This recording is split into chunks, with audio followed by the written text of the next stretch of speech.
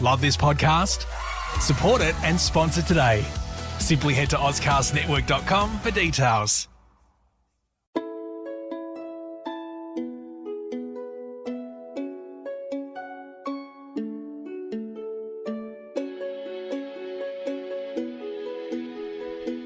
Welcome to Hong Kong Confidential. I'm Jules Hannaford and I'm your host. I'm an Australian woman and I've been living in Hong Kong for many years. I'm a mother, a teacher, an author, and I want to share my wisdom and the wisdom of others with you. Thanks for joining me, and I hope you enjoy the show.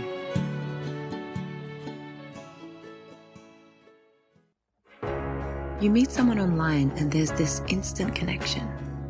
It's amazing how much the two of you just seem to click. They live somewhere far away and there's some plausible reason they can't travel to meet you. They tell you they're in love with you and you feel optimistic for the first time in a long time. They have a successful career, yet somehow they need money from you to solve a short-term problem, always with the promise of paying you back. Time goes on and they need more money more urgently. You've started to see the cracks and begin to wonder whether they've been lying this whole time. All of a sudden it hits you. You've been scammed. Fool Me Twice is the story of my mother, Jules Hannaford, a woman who was drawn into the dangerous world of sweetheart scams. After a trip overseas to meet a stranger, a dangerous altercation in a Manchester hotel room, and thousands of pounds lost for good, she's here to tell her story. Fool Me Twice, a true crime podcast, is available on Apple Podcasts, Ozcast Network, and anywhere you listen to your podcasts. Today I'm here with Katie Leung. Hi Katie, thanks for joining me today. Thank you for having me. Tell me where you're from and how you ended up in Hong Kong. I was actually born in Hong Kong and my family immigrated to Canada when I was 1 year, 9 months. And then I kind of grew up there and I didn't really leave until last year. And so I was here thinking maybe I was born here. I kind of want to get to know Hong Kong a little bit. And then COVID hit and I ended up staying a lot much longer than I anticipated. And so I'm here now. Katie, why did you decide to become a clinical social worker? You know, to be honest, it's a funny question because in high school, we have this course called careers and we get to do this questionnaire, ask a whole bunch of questions, random questions like, well, do you like tapping to music when you listen to music? All a bunch of hobby things, almost like a personality test thing. And then what ended up at my end of my score was, hey, you're very suitable to be a social worker. And then I was like, I have no idea what a social worker and what it does. So then I ended up looking at it and I was like, oh, this is actually quite interesting. You just really help people and talk to people. And I love talking to people. And so I was like, well, this test really works for me. And then at university, I kind of just applied for that. And I really fell in love with the profession. And social work is a little bit different from a psychologist, where social work, you cover a variety of bases. The foundation of it is to teach about how to think, how society works. It comes from an anti-oppressive lens, where we think about privilege. We think about our personal social location is where we hold power in society. For example, I'm an Asian woman educated in Canada. Like, what kind of power and privilege do I have compared to individuals who may have a different social location? And so that helps us be more grounded and to think about where we come from and the impact we have on others. And so always doing a critical reflection of thinking of power and balance, especially in the helping profession. And so that's the foundation of what social work was for me, at least. And then when I did my master's, you're able to do a lot of counseling courses. So then I perfected in a couple of different, I wouldn't say perfected, actually, that was the wrong word. More like try to specialize in different types of therapy and then end up landing on narrative therapy, in which we could talk about later if you're interested. I'd love to know. Tell me, what is narrative therapy? Okay, so narrative therapy focuses on the individual's stories. And so we like to think of individuals as multi-storied. What that means is that sometimes we have a dominant story in our life, a common thing that we tell ourselves. Either we're a good person or a bad person, or I'm always anxious, I'm always stressed out, or things like I'm a bad mom, I'm a bad parent, I'm a bad sister, I'm a bad friend. Like those dominant stories are like often negative. And it really has a big impact on our life and how we tell our story. And so in narrative therapy, we kind of take a look at the narrative, this particular dominant story, and sort of unpack it a little, right? Like, where did it come from? Where did it start? Where did you first hear it? Who kind of gave you that idea? And then kind of track the origins of this story. And then we start looking at the impact. Has it been helpful all your life, right? Does it create a lot of stress? How does it affect your relationship? And often people share with me, this particular problem story really is not helpful and is creating a lot of problems.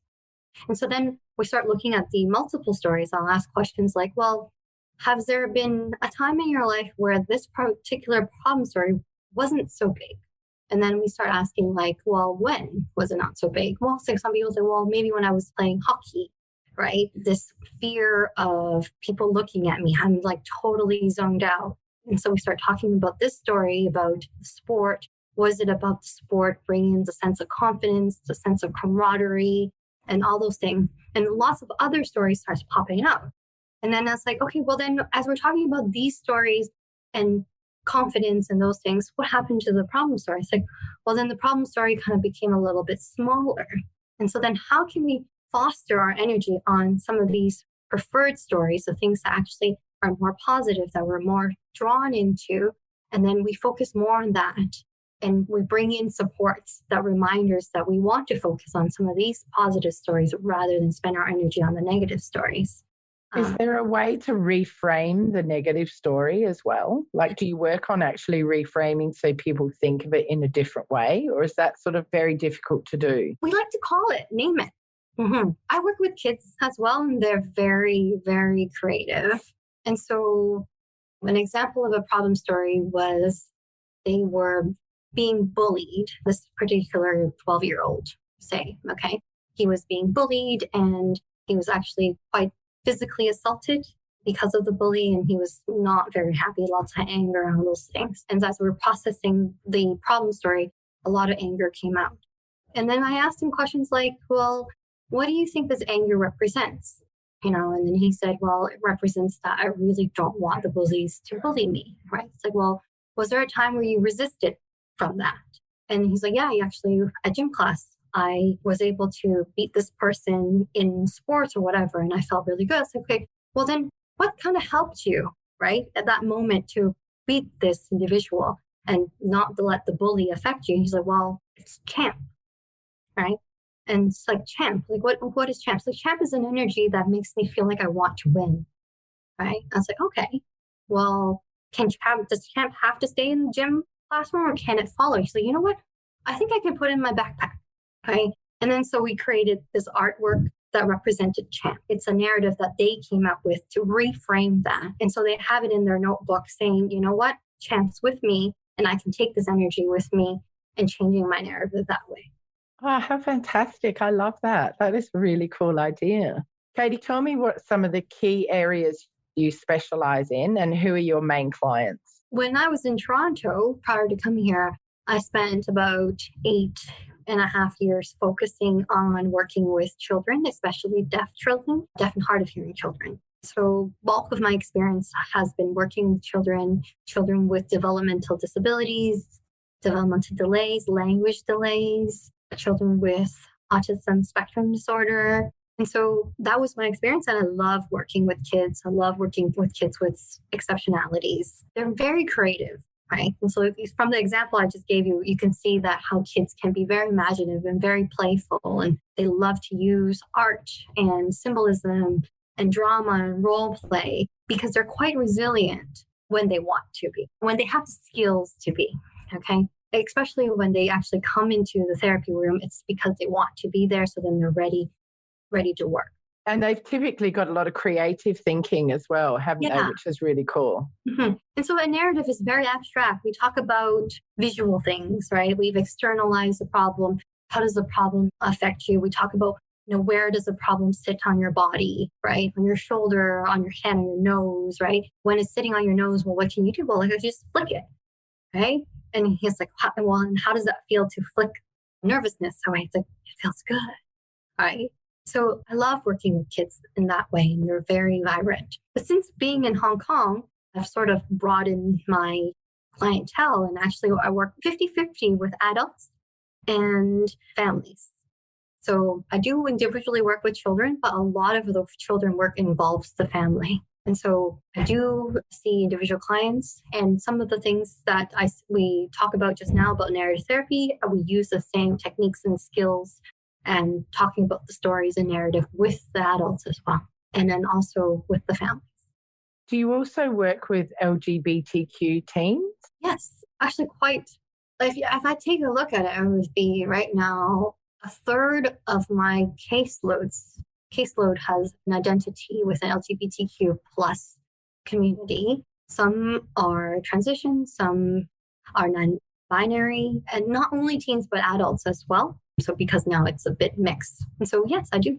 When we're talking about the LGBTQ community, how important is allyship, and what does that look like? Allyship is really important. It's not necessary that you have to identify with a particular gender or a group or whatever. It's the allyship is the understanding and empathy and willingness to listen and willingness to be an advocate, willingness to take a step away from the spotlight and having other people's stories be heard, and not taking an expert stance that I know this is how you feel, especially from my social location, which I mentioned about as a social worker. It's like, I cannot claim to be the expert here. You are the expert of your life. It's a privilege that you share a story with me, and I am here to hold space for you and be with you in the middle of your pain, right? I'm not here to tell you what you need to do or decide what to do when we're going to work on it together if you allow me in. And that's how I see allyship. And allyship also includes a lot of reading, a lot of understanding of different perspectives, and always constantly learning. And it's not up to the client to teach us what it is. It's for us as therapists to sort of find out that information. How do you support families with teenagers in the process of coming out or dealing with gender or sexuality issues? That's a challenging one because it depends on the family, right? I have kids who come to me who haven't come out to their families, right? And the challenge is the fear of, being abandoned, and the fear of not being accepted because of cultural reasons, because of complications, because of shame, right? We talk a lot about the ideological ideas and discourses that's holding them back from being able to be comfortable into sharing. And so if I'm working with the youth, we kind of give the youth an opportunity to kind of talk about the worries and the fears. And then when they're ready, we can talk about, what can you live with? What is it that you're okay with? And it is your journey. There's no rush. And how can we make it a safe space for you while you're living with your family? Right. We could do a whole bunch of role playings, etc. When it comes to the family part, that was the individual child, right? The youth. But if we talk to the family, if I get a hint that a parent is questioning, I'll kind of say, well, I'm not sharing any information. This is just a general question because you're asking. So, well, what if it is? What would that look like? What would that mean for you, right? If your child does come out, how do you think you would react? What does that symbolize for you, right? How can you be there to support your child if that is the question? And sometimes parents do wonder that, and their child is not exactly what they think they are, right? So we're just preparing for that conversation. And I do that for all parents who ask, not only parents who suspect, right? And then parents will then, talk to me individually. Well, how can I make them comfortable to, come out if they do need to come out? It's like, well, it takes time. We have to have the space that they feel safe and be patient that they're ready. And sometimes they might not even know themselves, right? It might not be an important thing to them. Because I have kids who is like, you know what, like I'm too busy with school. I'm trying to get into university. I'm not even thinking about this right now. Right. And so how can we talk about giving the child and youth space for parents? And I guess it's great if you've got parents who are thinking positively about it. If they're even wondering, that's great, isn't it? How important do you think diversity and inclusion is in today's society? Diversity and inclusion in Hong Kong, it is very important, but it's not always attainable. But the youth I work with is so wide range with different economical backgrounds, with different cultural backgrounds, different types of parents, right? If we come from maybe more traditional views, more conservative views, right, it is a bit harder to talk about diversity and inclusion. And so those are sensitive conversations that at least I try to tread lightly to kind of meet the needs of the parents and where they are, right? Sometimes they come to a therapy room because they're fighting with their teenager, because maybe inclusivity is difficult to accept. There's a lot of shame, right? And so we kind of talk about why the shame happens. What did the parents have an experience being shamed when they were little?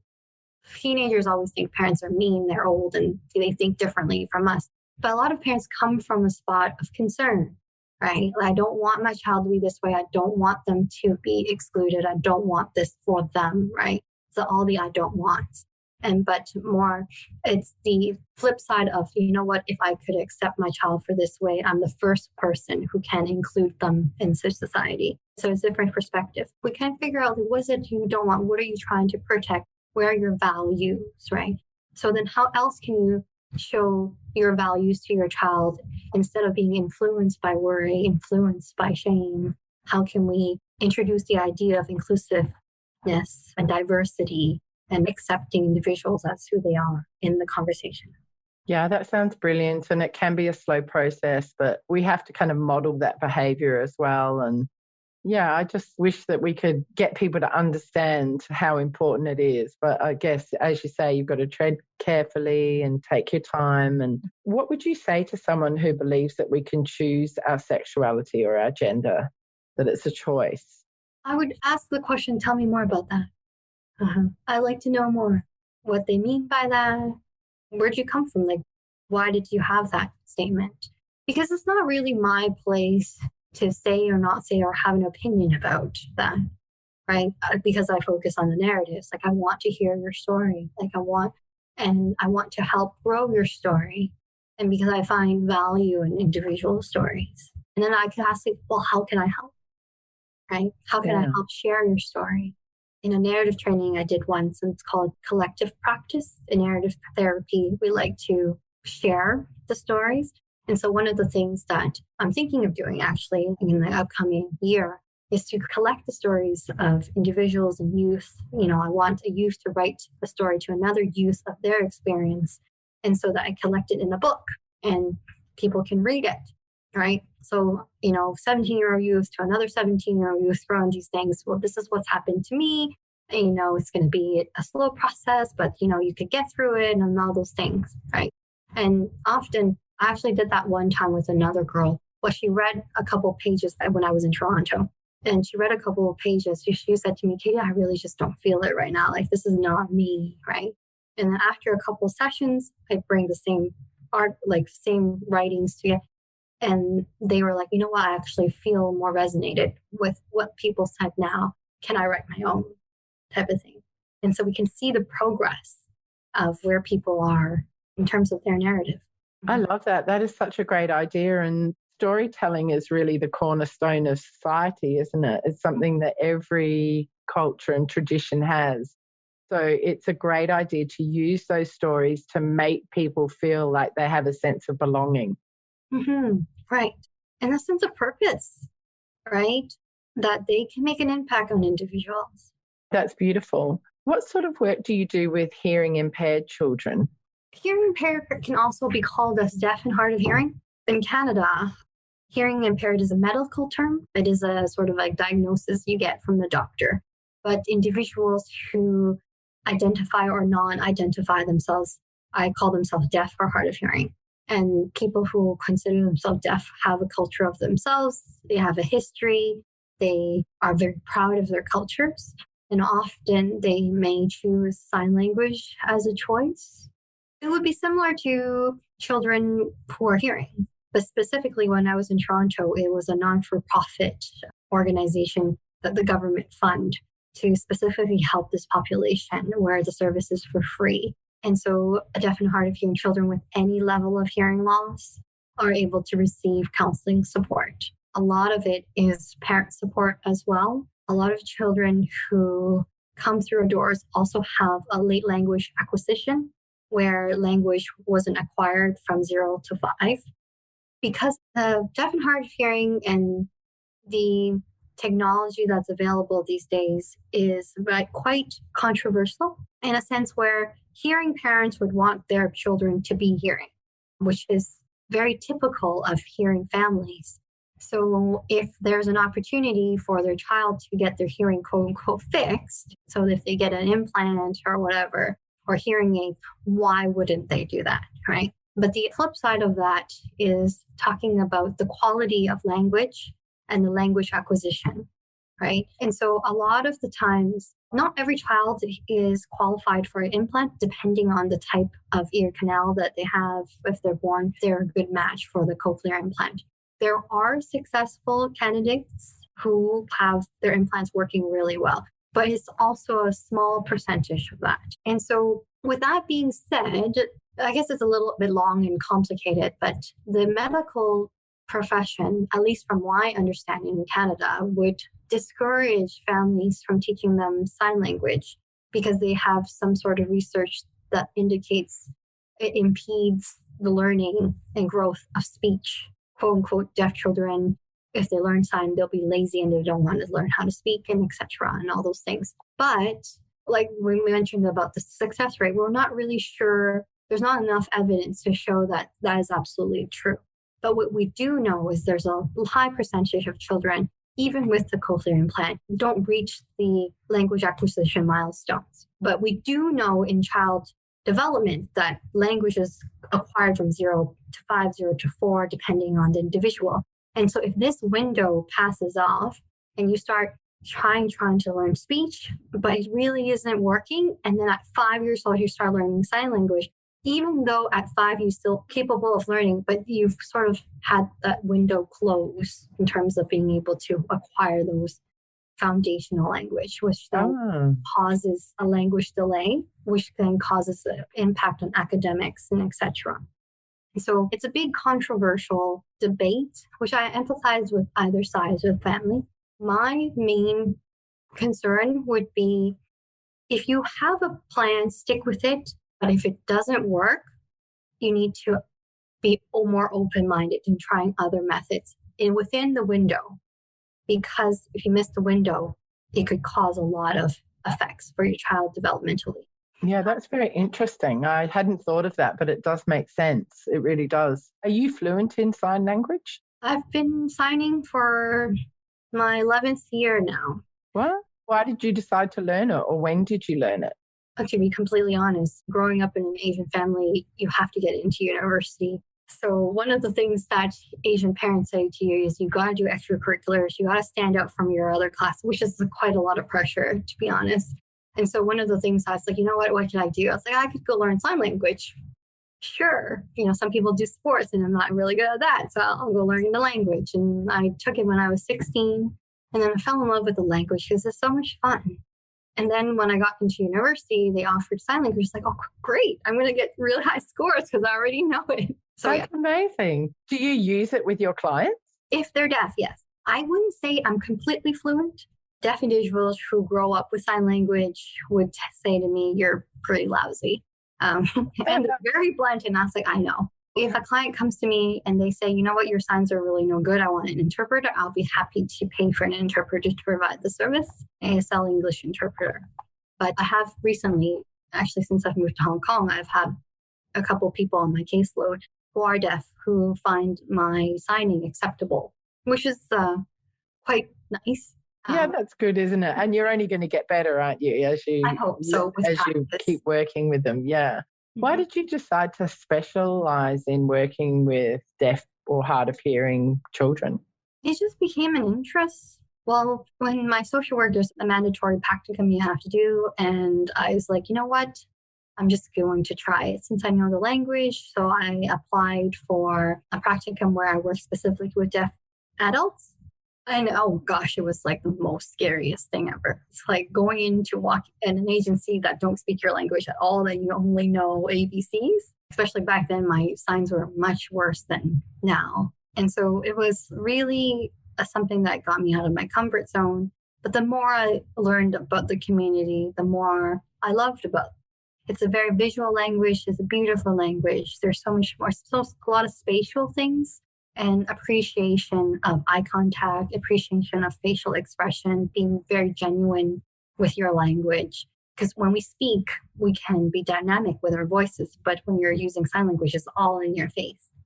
So, Katie, how do cochlear implants affect the life of hard of hearing or deaf children? Can deaf children have cochlear implants, or do they have to have some level of hearing accessibility? It really requires a doctor to diagnose that. Not all children are suitable for implants, and not all implants are successful. And so I guess to your question, how does it impact an individual? It depends on the success rate of the implant. Okay. If it is successful, there are individuals who acquire language just like, typical hearing babies.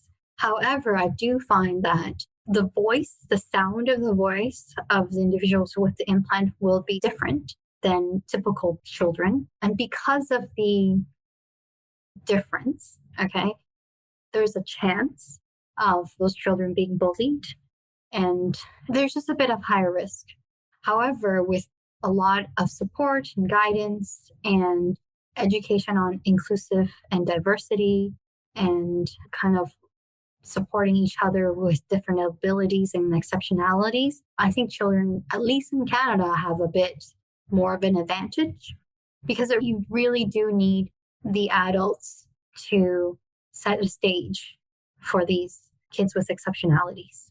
You have to really believe it's the new normal, and that's what it is. And there's nothing different about it other than you may sound, but sorry, I'm rambling now.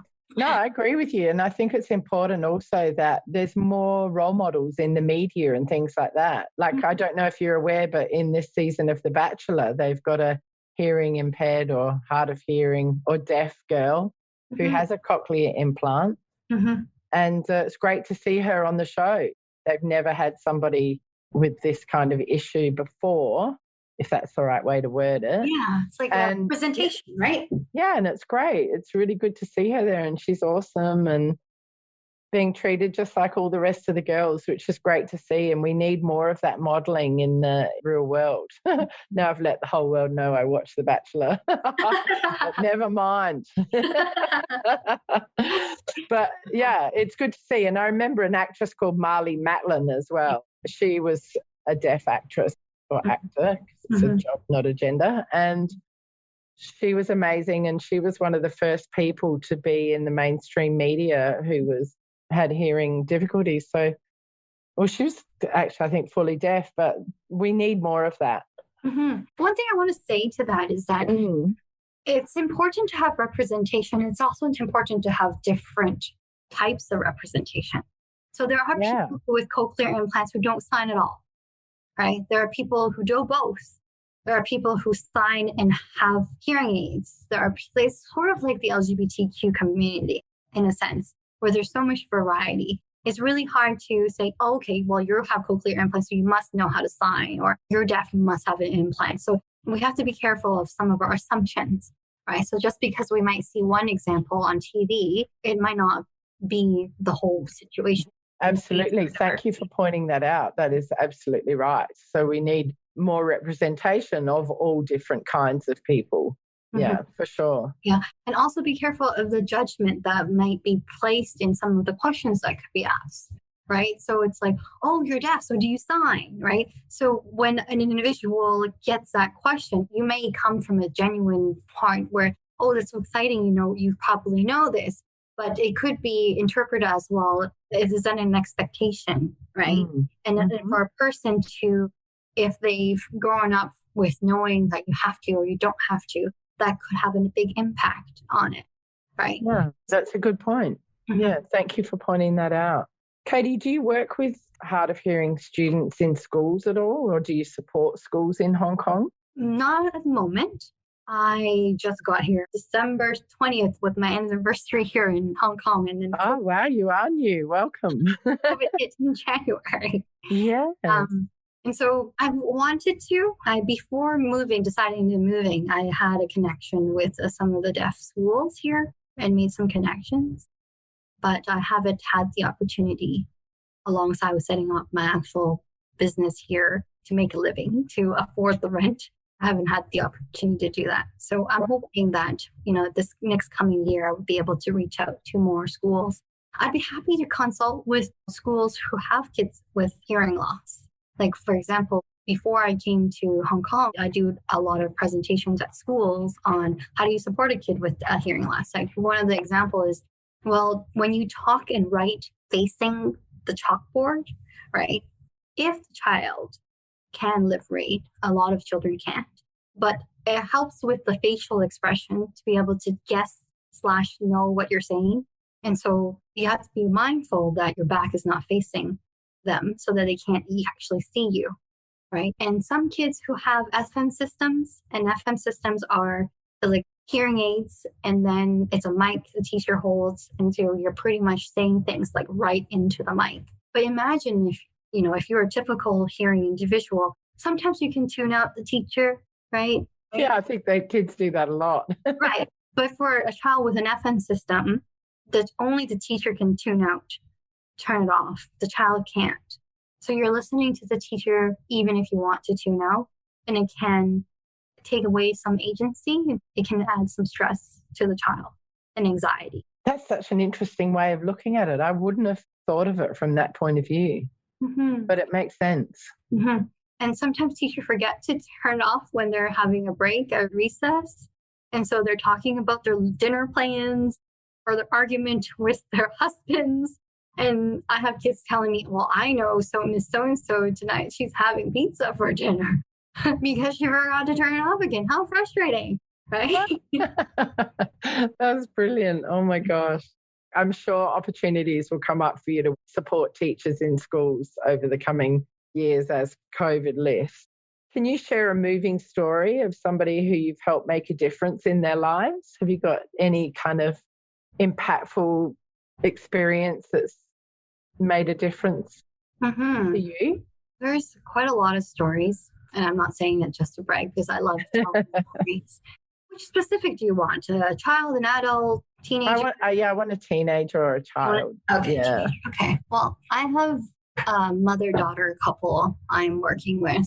The daughter has severe depression, quite sad. And then the mom, very anxious, worried, typical of moms in general, not to say that, but it comes from a good position where they're worried, right? And doesn't have worries. Mom's worries all the time. However, the worries sometimes is so much that the child feels overbearing or too much. And I want some independence, but yet I'm not able to get my independence, yet they're also not mature enough for their independence, right? Sort of a bit of a dance. And so when they came in, the relationship was quite sour, and they argued all the time, very explosive, very angry. The daughter was very angry. And I didn't get a buy-in from the child at all. My mom wants me here. Like, she needs therapy, not me, all those things. And so what ended up happening was, and I explained about confidentiality, everything you share with me is private. I don't share, etc. And so first I would meet with them individually, and when they're both ready, we can then bring them together. And so for a while, we've been working separately. And once I kind of got a sense where the child feels like they're heard, where their perspective is coming from, why they want that, where did the miscommunication come from, why are they so angry, right? And sometimes when you're so used to being angry, your auto response is anger. But you don't actually need that, right? Which then spirals and causes a lot of problems. So we work on impulse control and those things like that. And then I also work with mom and talk about some of those worries and where those worries come from. And those worries are very valid, but how does the worry impact the relationship, right? And also working on some of the impulse controls that the worry influences the mom to do, right? Are they asking too many questions? Are they asking questions and then not waiting for a response, right?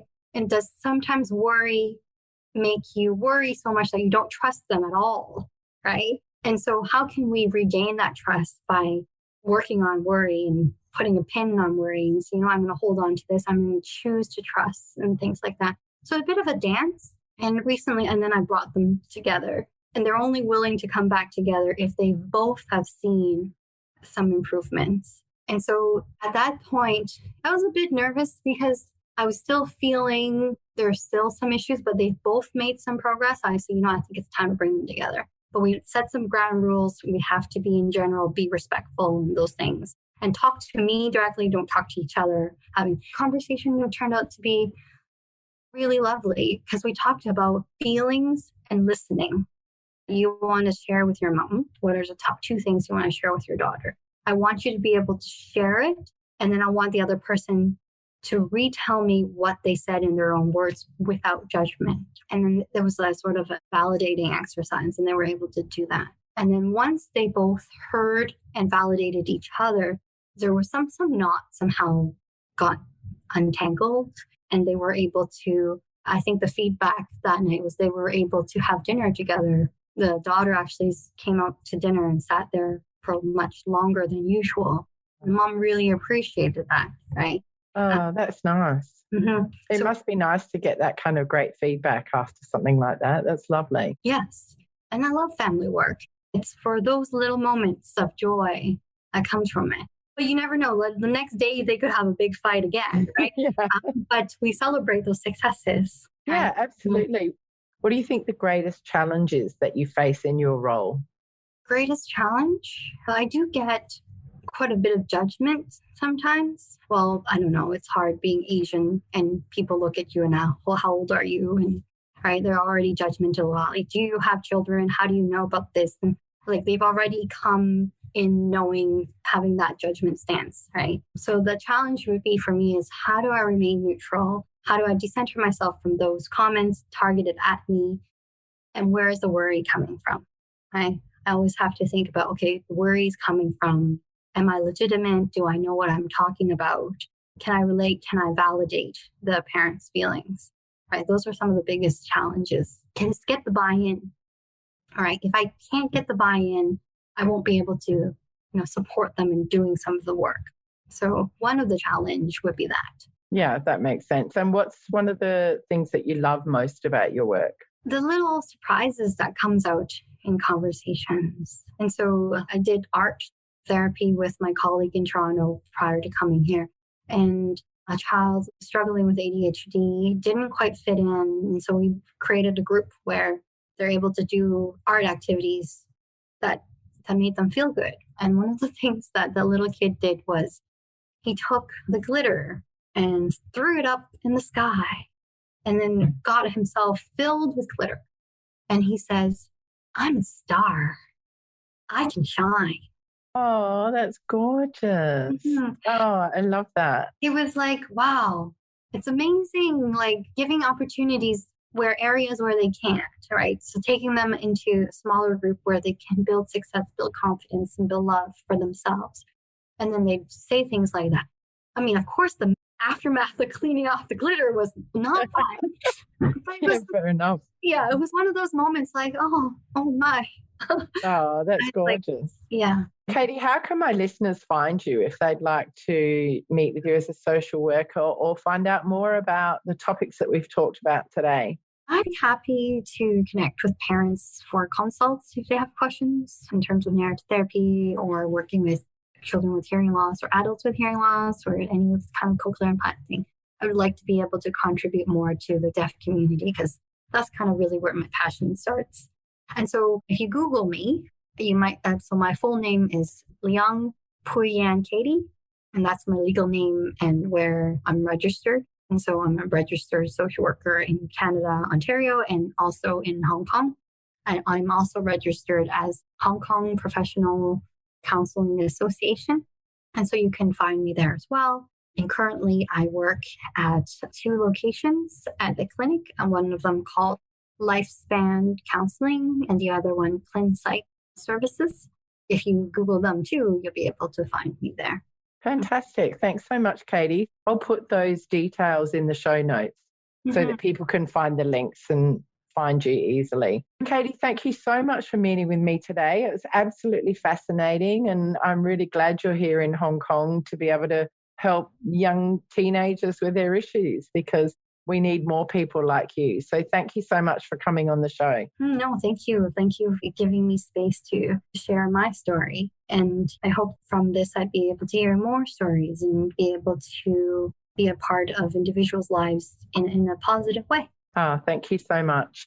And for my listeners out there, if this is something that you've enjoyed, or you know somebody who is hearing impaired or LGBTQ or would just like some support from Katie, please share this podcast with them. And if you could go to iTunes to rate and review us, that would be amazing. That'll help Hong Kong Confidential go up the charts, and it will help people find Katie as well in Hong Kong. So thanks again, Katie. It's been amazing. I really appreciate it. Lovely. Hi, Confidants. I want to tell you about my Patreon page. I've joined Patreon in the hope of getting sponsorship for my Hong Kong Confidential podcast. Patreon is a great way for my listeners to get on board and sponsor me with monthly payments, and that goes towards my production costs and rewards for my members. If you're interested in checking out my Patreon page, please go to patreon.com and search up Jules Hannaford or Hong Kong Confidential. I would really appreciate you visiting my page.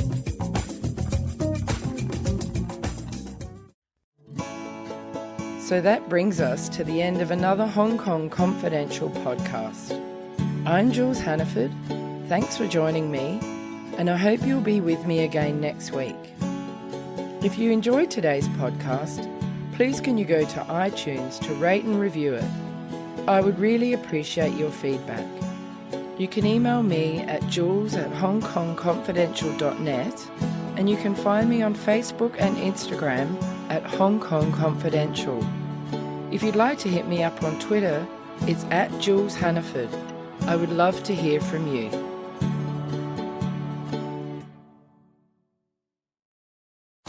Love this podcast? Support it and sponsor today. Simply head to AuscastNetwork.com for details.